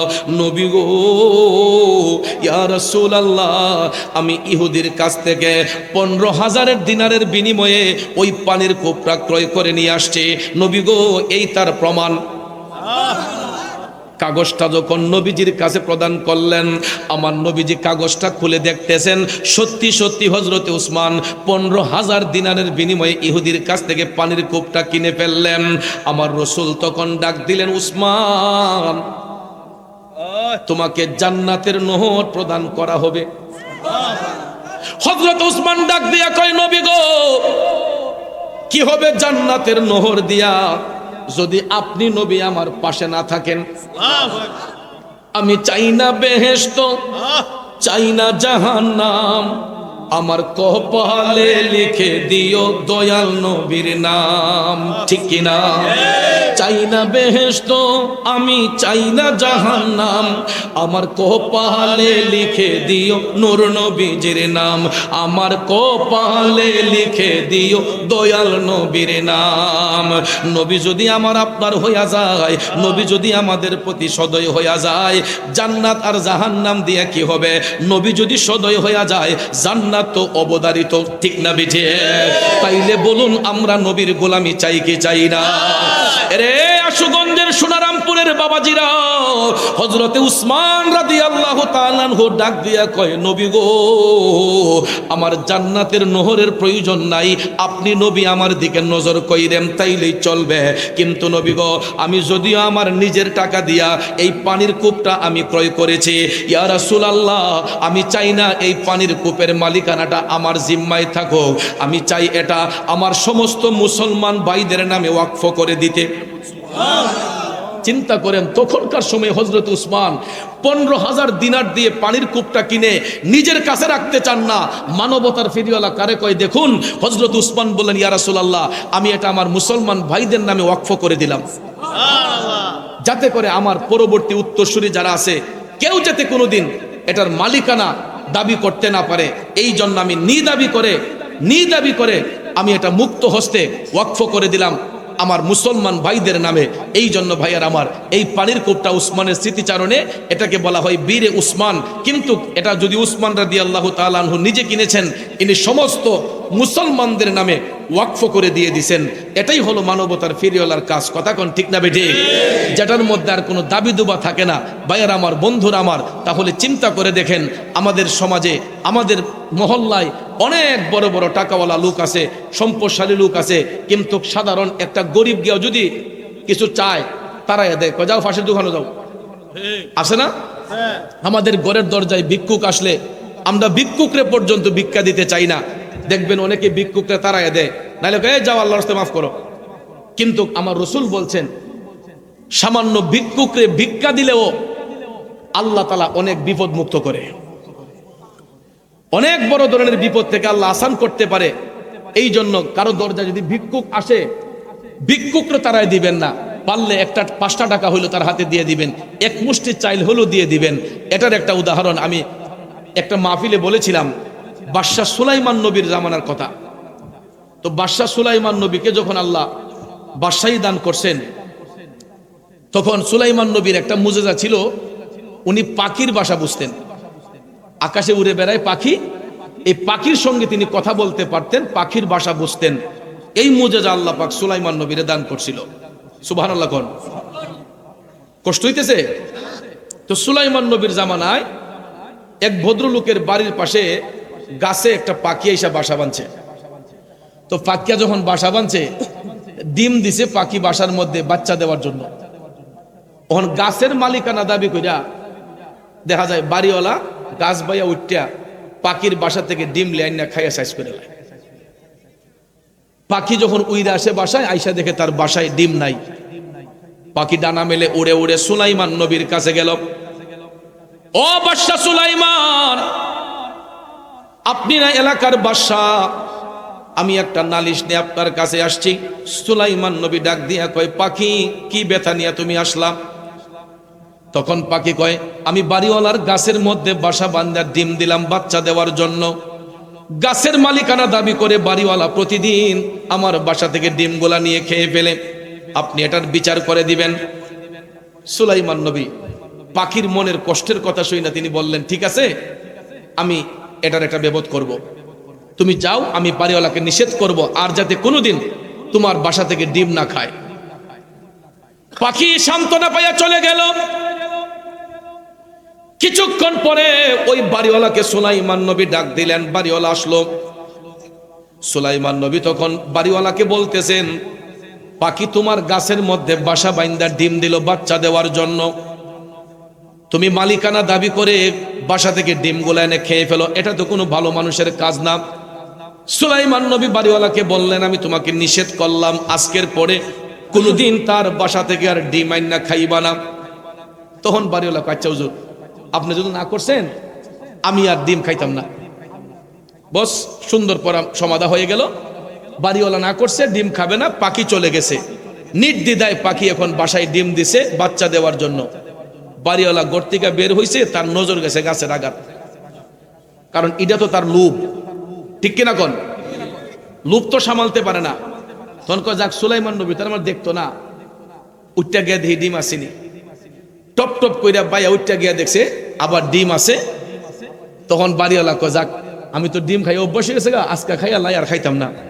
পরে বাসা থেকে ডিম আইনা খাইয়া লাইছে। পাখি উড়ে বাসায় আসলো। আইসা যখন দেখে তার বাসার ভিতরে ডিম নাই, সঙ্গে সঙ্গে পাখি আবার উড়া দিয়ে চলে আসলো সুলাইমান নবীর কাছে। আইসা কয়, বাদশা সুলাইমান, আপনি কি বিচার করলেন? বাড়িওয়ালা তো আজকেও খাইয়া লাইছে। কি খাইছে? আমার ডিম তো আজকে খাই লিছে। তখন সুলাইমান নবী একটু রাগান্বিত হলেন যে আমি তার নিষেধ করার পরেও সে ডিম খাইয়ে ফেললো, এর একটা বিচার করণ লাগবো। পাখিরে বললেন, তুমি অপেক্ষা করো। সঙ্গে সঙ্গে সুলাইমান নবী একটা জিনকে ডাক দিলেন। জিন ডাক শোনার সঙ্গে সঙ্গে সুলাইমান নবীর কাছে আইসা হাজির হইয়া গেল। জিন বলতেছে, হুজুর, আমারে কেন ডাকলেন? সুলাইমান নবী জিনকে বলতেছেন, এই যে দেখো পাখি, পাখি বাসার মধ্যে ডিম দেয় বাচ্চা দেওয়ার জন্য, কিন্তু যেই বাড়িওয়ালার গাছের মধ্যে বাসা বাঁধছে, ওই বাড়িওয়ালা গাছের মালিকানা দাবি কইরা প্রতিদিন তার বাসা থেকে ডিম আইনা খাইয়া ফেলে। এবার জিন বলতেছে, হুজুর, আমি কি করতে পারি? সুলাইমান নবী কয়, বেশি কিছু না, তোমার একটা কাম করণ লাগবো। কয়, কি কাম? কয়, বাড়িওয়ালা যদি আগামীকালকে গাছ উঠটা তার ডিম আনতে যায়, পাখির ডিম, তুমি উপর থেকে বাড়িওয়ালার একটা আষাঢ় দিয়ে এর কোমরটা ভেঙে দিবা। কয়, আষাঢ় দিয়া এর কোমরটা ভেঙে দিবা, যাতে কোনোদিন আর গাছ বাইয়া উপরে উঠতে না পারে। তো জিনে তো এটা চায় আর পায়, ঠিক না? কয়, হুজুর, ঠিক আছে, আমি দেখাম। সুলাইমান নবী জিনকে নির্দেশ দিলেন, বাড়িওয়ালাকে ধাক্কা দিয়ে গাছ থেকে ফেলে দেওয়ার জন্য। পাখি খুশি না বেজার? কেউ মনে মনে কয় বাতি যে হাই হয়, কখন জাগা মতো ওষুধ দিছে, সঙ্গে সঙ্গে পাখি উড়ে চলে গেছে গাছের মধ্যে বাসার ভিতরে ডিম দেওয়ার জন্য। জিন গাছের আগার মধ্যে উইটা বসে আছে, অপেক্ষা করতে যে কোন সময় বাড়িওয়ালা গাছ বাইয়ে উপর উঠবে। সত্যি সত্যি দেখা যায় জিন গাছের আগার মধ্যে বসা, পাখি বাসার ভিতরে বাচ্চা ডিম দিল, বাচ্চা ফুটাবে। হঠাৎ করে দেখা যায় বাড়িওয়ালা গাছের গোড়ায় গেল, গাছের গোড়ায় গিয়া গাছে উঠবে, এমন সময় দেখা যায় ওই বাড়িওয়ালার ঘরের সামনে একজন ভিক্ষুক আইসা ভিক্ষার জন্য হাঁক দিছে, আমারে কিছু ভিক্ষা দেন।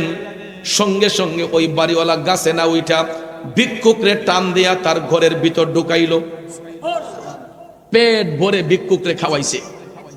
যাওয়ার সময় ভিক্ষুকের হাতে কিছু নজরানা দিছে, হাদিয়া দিছে। আপনারা বলেন ভিক্ষুক খুশি না বেজার? ভিক্ষুক পেট ভরে খাইলো, পেট ভরে খাওয়ার পরে ওই ভিক্ষুক হাতের মধ্যে কিছু হাদিয়া পাইছো। হাদিয়া নিয়ে ভিক্ষুক যখন খুশি হইয়া যাচ্ছে, এমন সময় বাড়িওয়ালা ভিক্ষুকরে বিদায় কইরা গাছের গোড়ায় গিয়া টপ টপ টপ টপ করে বাইয়া গাছের মধ্যে উইটা পাখির বাসা থেকে ডিমগুলা সুন্দর করে নিয়ে চলে আইসা খাইয়া ফেলছে। পাখি উড়ে যখন বাসায় আসলো, আইসা দেখে ডিম নাই।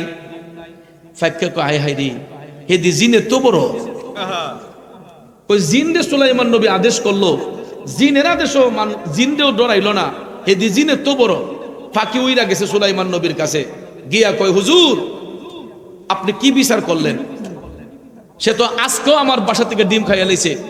সুলাইমান নবী কয় কৌ কি, আমি না জিনরে নিষেধ করলাম? কয় আপনার জিনে কোনো কামই করছে না। সঙ্গে সঙ্গে সুলাইমান নবী জিনকে ডাক দিলেন, ডাক দেওয়ার সঙ্গে সঙ্গে জিন আইসা হাজির হইয়া গেল। সুলাইমান নবী তখন জিনকে বলতেছেন, কিরে আমি তোরে বললাম কি, তুই করলে কি? আমি না বলছিলাম বাড়িওয়ালারে ধাক্কা দিয়ে ফেলে দেওয়ার জন্য?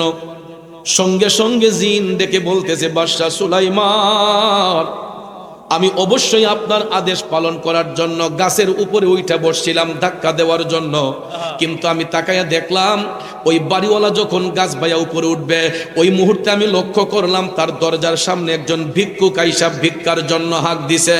ও বাদশা সুলাইমান, ওই বাড়িওয়ালা ভিক্ষুকরে টান দিয়া ঘরের ভিতর ঢুকাইয়া তারে পেট ভরে খাওয়াইয়া তার হাতের মধ্যে হাদিয়া দিছে, নজরানা প্রদান করছে। ভিক্ষুক যখন খুশি হইয়া বের হইল, তখন ওই বাড়িওয়ালা গাছ ভাইয়া যখন উপরে উঠতেছে, আমি তাকে যখন ধাক্কা দেওয়ার প্রিপারেশন নিলাম, এমন সময় আমি দেখলাম দুইজন ফেরেশতা।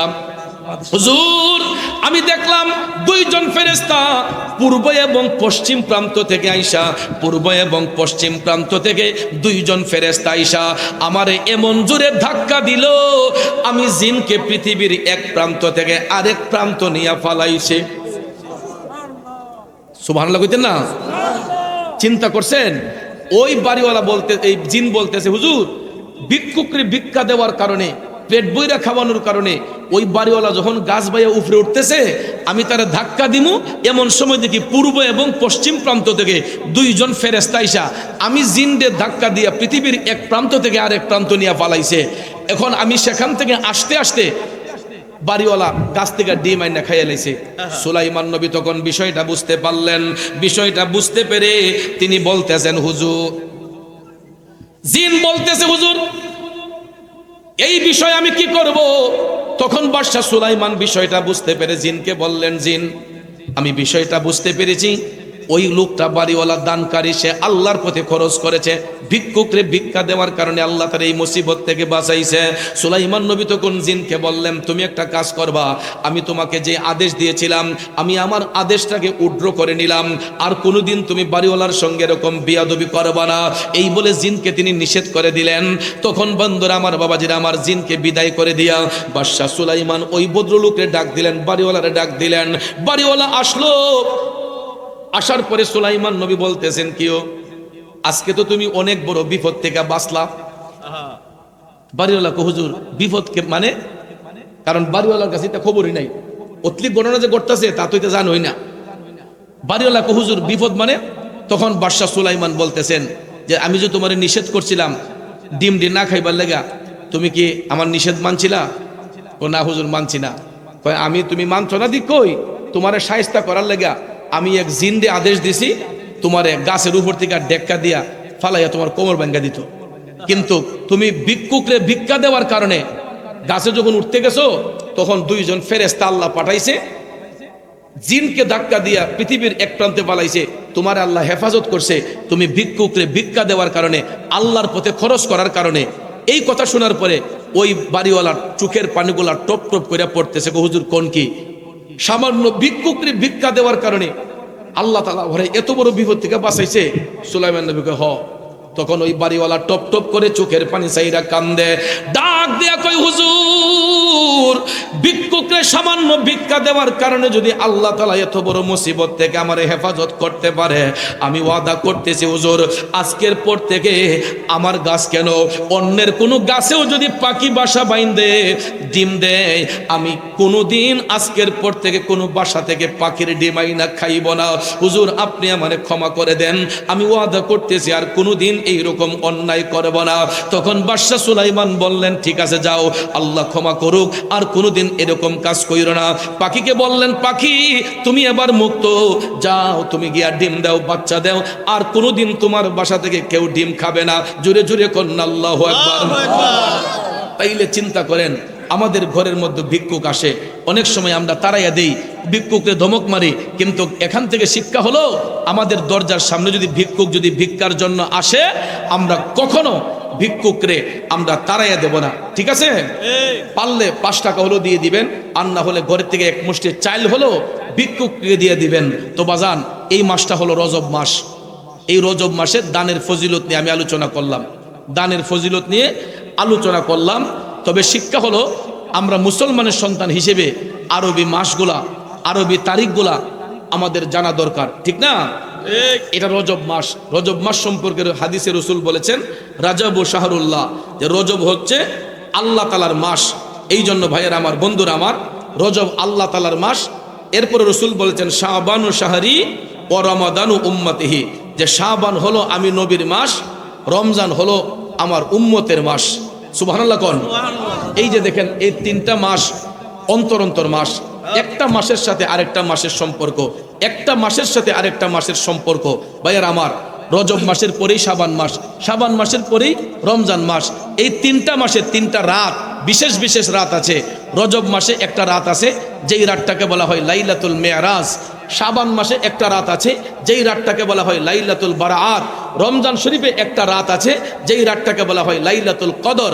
অথচ দেখেন এই 3টা সম্মানিত মাসের 3টা সম্মানিত রাত আমাদের মুসলমানদের কাছে আছে, যেই রাতগুলা হাজারো রাতের চেয়ে উত্তম, যেই রাতের ইবাদতগুলা আমার আল্লাহ গুরুত্ব সহকারে কবুল করে, কিন্তু মুসলমানদের সন্তানদের কাছে কোনো খবরই নাই, ঠিক কিনা?